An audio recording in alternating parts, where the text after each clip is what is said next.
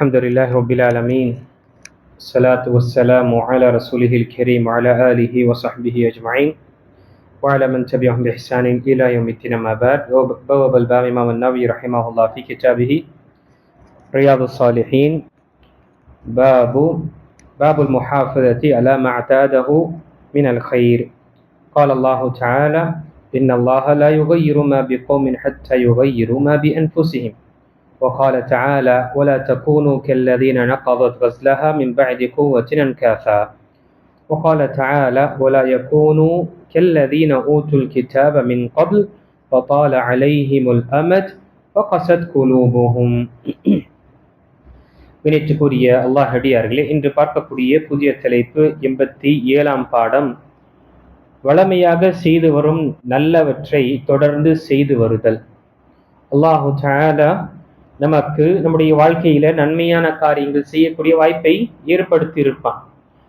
அந்த காரியத்தை செய்திருக்க மாட்டோம், அல்லாஹு தஆலா நமக்கு ஏற்படுத்தி இருப்பான், அதனுடைய வழியை நமக்கு தந்திருப்பான்.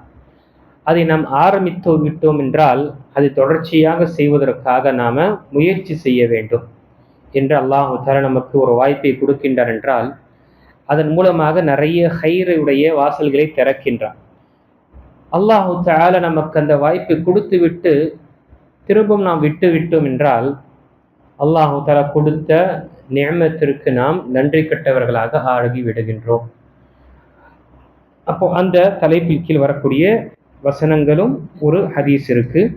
முதல் வசனம் சூரத்துல் ராதுடைய 11வது வசனம், இன்னல்லாஹ் லா யுகையிரு மா பிகௌமின் ஹத்தா யுகையிரு மா பிஅன்ஃபுஸிஹிம். நிச்சயமாக தங்களிடம் உள்ளதை அவர்கள் மாற்றிக்கொள்ளும் வரை ஒரு சமுதாயத்திடம் உள்ளவற்றை அல்லாஹ் மாற்ற மாட்டான். இப்போ ஒரு சமுதாயத்திற்கு பிரச்சனையோ குழப்பமோ சோதனையோ என்று இருக்கும் பொழுது, சிரமமோ என்று இருக்கும் பொழுது, அவர்களுடைய நிலைமையை அவர்களே மாற்றிக்கொள்ளவரை அல்லாஹு தஆலா அவருடைய சூழ்நிலையை மாற்ற மாட்டான். அப்போ அந்த சமுதாயத்தில் ஒவ்வொருவரும் முஃமினாக இருக்கக்கூடிய முஸ்லிமாக இருக்கக்கூடிய ஒவ்வொருவரும் தன்னுடைய சமுதாயத்துடைய அவல நிலை பார்க்கும் பொழுது அவன் தன் தரப்பிலிருந்து என்ன மாற்றத்தை நான் கொண்டு வர முடியும் என் மீது என்னுடைய விஷயத்தில் என்று அவன் முயற்சி செய்யும் பொழுது அல்லாஹு தஆலா ஒவ்வொன்றாக ஒவ்வொருவரும் தன்னுடைய நிலையை மாற்றிக்கொள்வதற்காக முயற்சி செய்யும் பொழுது சமுதாயத்துடைய நிலை மாறும். எதுவரை நாம நம்முடைய நிலையை மாற்றிக்கொள்ள மாட்டோமோ அல்லாஹு தஆலா ஒட்டுமட்டமான அந்த சூழ்நிலையை மாற்ற மாட்டான். அப்போ நம்முடைய கையில் தான் இருக்கின்ற அதை சீர்படுத்துவதும் அல்லது அந்த சீரழிக்கக்கூடிய நிலையை ஏற்படுத்துவதும். அடுத்த வசனத்தில் சூரத்துல் நஹலுடைய 92வது வசனத்தில் அல்லாஹ் கூறுகின்றான், கடுமையான உழைப்புக்கு பின் உருவான வலுவான தன் கயிற்றை துண்டு துண்டாக்கிய ஒரு பெண் போல் நீங்கள் ஆகிவிட வேண்டாம். ஒரு பெண், அல்லாஹு தஆலா ஒரு எடுத்துக்காட்டை இங்கு கூறுகின்றான். ஒரு பெண் சில பஞ்சுகளை கொண்டு நூலை அவள் நெய்கின்றார். நூலை செய்துவிட்டு அந்த நூலை கயிற்றை மிக திடமாக ஆக்கிவிட்டு அனைத்து விஷயங்களையும் நல்ல திடமாக ஆக்கிய பிறகு அதை துண்டு துண்டாக வெட்டி விடுகின்றார். அப்போ எந்த ஒரு பிரயோஜனமும் கிடையாது. இவ்வளவு நேரம் இவ்வளவு தன்னுடைய உழைப்பை அவள் போட்டு துண்டு துண்டாக வெட்டி விடுவது எந்த ஒரு பிரயோஜனம் கிடையாது. அதே போல அல்லாஹ் தஆலா நமக்கு ஒரு நன்மையான காரியத்தை செய்ய வாய்ப்பு கொடுத்திருக்கின்றான், நன்மையான காரியத்தில் முன்னேறக்கூடிய வாய்ப்பை கொடுத்திருக்கின்றான் என்றால் செய்து கொண்டே இருந்து நம்ம அதை துண்டித்து விடக்கூடாது, மாறாக அதை தொடர்ச்சியாக நாம் செய்ய வேண்டும். அல்லாஹு தஆலா 3வது வசனத்தில் சூரத்துல் ஹதீதுடைய 16வது வசனத்தில் வேதம் கொடுக்கப்பட்டவர்களுடைய நிலையை பற்றி அல்லாஹ் கூறுகின்றான், وَلَا تَكُونُوا كَالَّذِينَ أُوتُوا الْكِتَابَ مِنْ قَبْلُ فَطَالَ عَلَيْهِمُ الْأَمَدُ فَقَسَتْ قُلُوبُهُمْ. முன்பு வேதங்கள் கொடுக்கப்பட்டோர் போல் அவர்கள் ஆகிவிட வேண்டாம். அவர்களுக்கு நபிமார்களின் வருகை காலம் நீண்டதாகிவிட்டது, அவர்களின் இதயங்களும் இறுகிவிட்டது. இங்கு வேதங்கள் கொடுக்கப்பட்டவர்கள் யூதர்கள் மற்றும் நசாராக்குடைய நிலை எப்படி ஆகிவிட்டதோ அதே போல நீங்கள் ஆகிவிடாதீர்கள் என்று உம்மத்துடைய நபி ஸல்லல்லாஹு அலைஹி வஸல்லம் இந்த சமுதாயத்திற்கு அல்லாஹு தஆலா நமக்கு நினைவுபடுத்துகின்றான். அவர்களுக்கு வேதம் கிடைத்தது, நபிமார்கள் வந்தார்கள். ஆனால் அந்த நபிமார்கள் வந்து சென்ற காலங்கள் ரொம்ப நீண்ட காலங்கள் ஆனதுனால அவர்களுடைய நிலை மாறிவிட்டது, அவங்களுடைய இதயங்கள் மிக கடுமையாக ஆகிவிட்டது.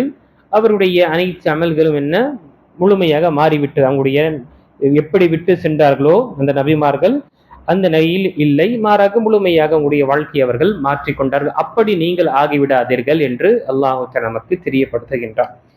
இப்போ நம்முடைய வாழ்க்கையில் கண்ணியத்துக்குரிய அல்லாஹ் நடிகார்களே, நம்முடைய வாழ்க்கையில் அல்லாஹு தஆலா வாய்ப்புகள் கொடுத்திருக்கின்றான், நன்மையான காரியங்களுடைய வாசலிலே திறந்திருக்கின்றான் என்றால் அதை முடிஞ்ச வரைக்கும் நாம தொடர்ச்சியாக செய்ய வேண்டும். அதனால்தான் புகாரி மற்றும் முஸ்லிம் வரக்கூடிய ஹதீஸ், நபி ஸல்லல்லாஹு அலைஹி வஸல்லம் ஒரு சஹாபியை பார்த்து, யா அப்துல்லா, அல்லாஹ் நடிகானே, லா தகுன் மிஸ்ல ஃபுலான், அவரை போன்று நீ ஆகிவிடாத.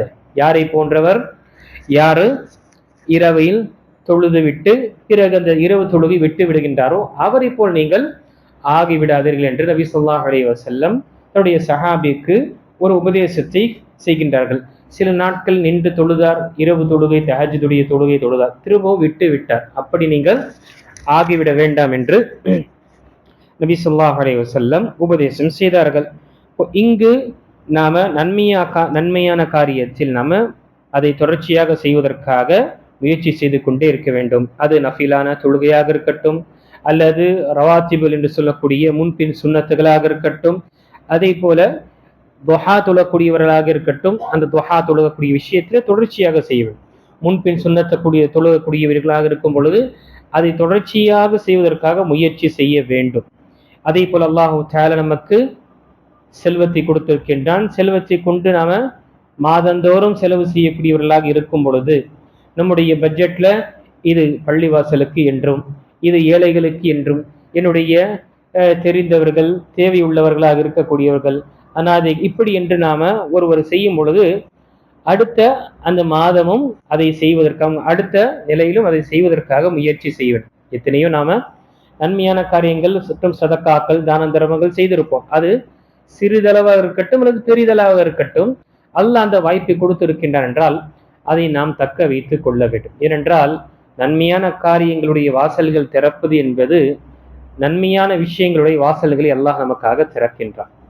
எப்படி ஒரு மனிதன் நன்மையை செய்யும் பொழுது அவனுக்கு ஒரு ரிஸ்குடைய வாசல்கள் திறக்கப்படுகின்றதோ, அதே போல ஒரு பாவம் செய்கின்றான் என்றால் அவனுக்கு என்று அந்த திறந்து வைக்கப்பட்ட ரிஸ்குடைய ஒரு கதவு அடைந்து விடுகின்றது.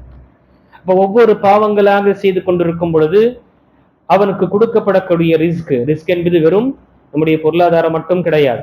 ஈமானும் சரி, உடல் ஆரோக்கியமும் சரி, பெற்றோர்களும் சரி, நம்முடைய குடும்பமும் சரி, தொழிலும் சரி, இப்படி என்ற நிம்மதியும் சரி, ஆஃபியத்தான ஒரு வாழ்க்கை, இது அனைத்துமே ரிஸ்க். நாம எந்த அளவு அல்லாஹுக்கு கட்டுப்பட்டு வாழ்க்கையை வாழக்கூடியவர்களாக இருப்போமோ, நன்மையான காரியத்தில் நாம முன் வருவோமோ, அல்லாஹு தஆலா நமக்கு வாசல்களை திறக்கின்றான், அது நிலையாக வைக்கின்றான். அதே நாம் ஒரு பாவம் செய்யும் பொழுது ஏதோ ஒரு தரப்புல ஒரு கதவு நமக்கு மூடிவிடுகின்றது. இப்படி என்று மனிதன் செய்து கொண்டே இருக்கும் பொழுது அவன் ஒரு கட்டத்தில் அவனுக்கு எல்லா விதமான ரிஸ்கும் நெருக்கடி ஏற்பட்டு விடுகின்றது. அவன் கை நிறைய சம்பாதிக்கக்கூடியவன் இருந்தாலும் வேற விதமான ரிஸ்கும் வேற விதமான விஷயங்களை அவன் இழக்கக்கூடிய நிலை ஆகிறான். ஆக இது மிக சிறந்த ஒரு விஷயத்தில் பார்க்கும் பொழுது நன்மையான காரியத்தில் மார்க்க கல்வி கற்பது. மார்க்க கல்வி கற்பது என்பதும் படிப்பது என்பது வயசு வரம்பு என்பது கிடையாது. நாம ஹயாத் இருக்கும் வரை கல்வியை கற்கக்கூடிய விஷயத்தில் ஈடுபாடு செய்து கொண்டே இருக்கணும். ஃபரதான அமல்களுக்கு பிறகு இருக்கக்கூடிய சிறந்த ஒரு நஃபிலான அமல் என்று பார்க்கும் பொழுது அது மார்க்க கல்வி கற்பது தான். அதை விட ஒரு சிறந்தது கிடையாது. தஹஜ்ஜுதும் இரவு முழுக்க நின்று தொழுவதை விட ஒருவர் சில மணி நேரமோ அல்லது சில நிமிடங்களோ அல்லாஹ்வுடைய மார்க்கத்தை பற்றி அறிந்து அவன் கற்றுக்கொள்கின்றான் என்றால் அது சிறந்ததாக இருக்கும் இரவு முழுக்க நின்று தொழுவதை விட. ஏனென்றால் இரவு முழுக்க தொழுவதற்குரிய நபர் அது அவனுக்காக தான் நன்மை தரும். அவன் அந்த ஒருமைக்காக தான் நன்மை தரக்கூடியதாக இருக்கும். அது மட்டுமல்ல, கல்வியை கொண்டு அந்த தொழுகையை நிறைவேற்றினால்தான் அது அவனுக்கு முழுமையான ஒரு பலனை தரும். எந்த ஒரு நிபந்தனையும் எந்த ஒரு ஒழுக்கத்தையும் பேணாமல் ஏதோ ஒரு 100 ரக்கா தொழுகின்றான் என்றால் எந்த ஒரு பிரயோஜனம் கிடையாது. அதே ஒரு மனிதன் அறிந்து கல்வியை புரிந்து 2 ரக்காத்து நஃபிலான தொழுகை தொழுகின்றான் என்றால் அதற்கு சுப்ஹானல்லாஹ் ஈடாக சில நேரத்தில் அதைவிட சிறந்த ஒரு நன்மையை கிடைக்கக்கூடியதாக இருக்கும். அதே போல மூன்றாவது விஷயம், கல்வி தேடுவதனால் மனிதன் தன்னை மட்டும் அவன் சீர்படுத்திக் கொள்வது கிடையாது. தன்னை சுற்றி இருக்கக்கூடியவர்கள், குடும்பம், தன்னுடைய மனைவி, மக்கள், தன்னுடைய தெரிந்தவர்கள், நெருங்கியவர்களை என்ன செய்கின்றான்? அவன் அந்த விஷயத்தை நினைவுபடுத்துகின்றான். அதை ஷிர்க் மற்றும் பிதத்தான விஷயத்தில் இருக்கும் பொழுது அவர்களுக்கு எப்படியாவது அவர்களை அந்த விஷயத்திலிருந்து மீட்ட வேண்டும் என்று முயற்சி செய்கின்றான். அதே போல சுன்னத்தான விஷயங்கள் இருக்கும் பொழுது நினைவுபடுத்துகின்றான். இப்படி அவருடைய அந்த நன்மை சதகா ஜாரியாவாக ஆகும். ஆக கணிச்சுக்குரிய அல்லாஹ் நடிகார்களே, அல்ஹம்துலில்லாஹ், அனைத்து புகழும் அல்லாஹ்வுக்கே. அல்லாஹ் நமக்கு இந்த பள்ளிவாசல் மூலமாக நமக்கு மார்க்க கல்வியை சின்ன சின்ன நேரங்களில், நமக்கு சில நிமிடங்களில் நம்ம நிறைய விஷயங்களை கற்றுக்கொள்ளும் பொழுது நம்முடைய வாழ்க்கையில் அதை அமல்படுத்துவதற்காக முயற்சி செய்ய வேண்டும். அதே போல் இதை தொடர்ச்சியாக நாம செய்ய வேண்டும். ஏதோ வந்து உட்காந்துட்டோம், சரி அந்த பக்கம் போன இல்லை, அப்படி இல்லாம இஷாவுடைய தொழுகையில இங்கு பாடம் நடக்கப்படுது என்றால் கண்டிப்பாக நாம முடிந்த வரைக்கும் என்ன செய்யணும்? இஷா தொழுகை நாம இங்கு பள்ளிவாசல் தொழுவதற்காக முயற்சி செய்யணும். ஒரு பள்ளிவாசலில் ஃபஜருடைய தொழுகையோ அல்லது மகரிப்புடைய தொழுகையில மார்க்க கல்வி தொடர்ச்சியாக நடத்தப்படுகின்றது என்று இருக்கும் பொழுது நாம் எப்படியாவது நம்முடைய நேரங்களை முழுமைப்படுத்திவிட்டு அங்கு சென்று கற்றுக்கொள்வதற்காக முயற்சி செய்யும் பொழுது கண்டிப்பாக நம்முடைய வாழ்க்கையுடைய அந்த நெருக்கடியான அந்த நேரத்தில் அல்லாஹ் செய்து விடுகின்றான்.